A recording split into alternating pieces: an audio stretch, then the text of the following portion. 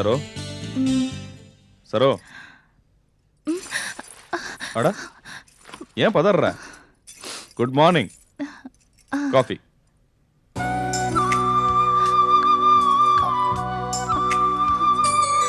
ஏன் சரோ கண் கலங்கிச்சு?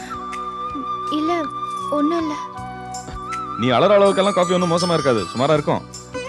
இல்லங்க, நீங்களே இப்படி பண்ணது என் மனசுக்கு என்னமோ மாதிரி இருக்கு. அது வேற ஒண்ணும் இல்ல.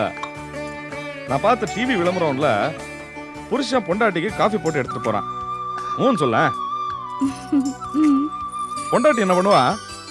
காஃபி வாங்கி குடிப்பா. காஃபி ரொம்ப நல்லா இருக்கும் போல. பொண்டாட்டி என்ன பண்ணுவா தெரியுமா?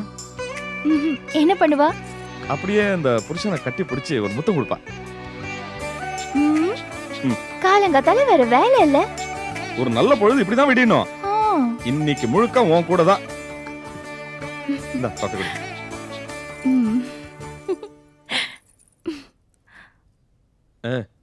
All the best. நல்லா இருக்கா?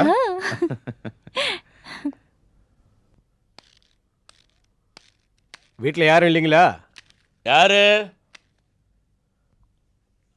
அடட, நம்ம ராஜேந்திரன். கண்ணாடி எல்லாம் போட்டுக்கிற அடையாளமே தெரியல. வாயா, அத்தி பூத்தாப்புல வர. இப்பெல்லாம் அடிக்கடி வரதே இல்ல. எங்கெங்க அடிக்கடி வர்றது? விடிஞ்சு எந்திரிச்சு வெளியே போனா உட்காரு வா. வீடு திரும்புறதுக்குள்ள இருட்டிடுது. சொந்தக்காரங்களையே இப்படி எப்போவாது தான் பார்க்க முடியுது. ஏதோ இந்த மட்டும் வந்திய, இந்த வாட்டி சாப்பிட்டு தான் போகணும். இல்ல சிதம்பரம், நிறைய வேலை இருக்கு. உங்களை பார்த்து ஒரு முக்கியமான விஷயத்த உங்க காதுல போட்டு போலாம் தான் வந்தேன். சாப்பிடலாம் நேரம் இல்ல. பரவாயில்ல, மோராது குடிப்பியா? சரி. லீலா, என்னப்பா? நம்ம ராஜேந்திரன் வந்திருக்காரு, மோர் கொண்டா. அது என்ன முக்கியமான விஷயம்? என் அண்ணன் பொண்ணு சுமதி இருக்கால்ல, ஆமா, அவளுக்கு மாப்பிள்ளை தேடிக்கிட்டு இருக்கோம். அப்படியா? சந்தோஷமான விஷயம் தான். வசதி முன்ன பின்ன இருந்தாலும் பரவாயில்ல, குணமுள்ளவரா இருக்கணும். ஆமா ஆமா, அது தேவைதான். மோர் குடிப்பா.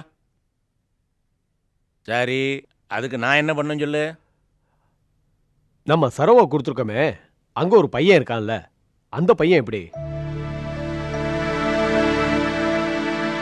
யாரு? செல்வன் தம்பியா? தங்கமான பையன். ஆனா பாவம், இன்னும் நிரந்தரமா வேலை கிடைக்கல. எங்கேயோ டெம்பரவரியா மெக்கானிக் ஷாப்ல இருக்கான். ஆனா துட்டியான பையப்பா, வாய்ப்பு கிடைச்சது நிச்சயம் முன்னுக்கு வந்துடும். அதெல்லாம் பரவாயில்ல, நாங்க கொஞ்சம் வசதியா தானே இருக்கோம். நாமளே ஒரு பிசினஸா வச்சு கொடுத்துடலாம். பையன் நல்லவனா இருந்தா சரி. என்ன சொல்றீங்க?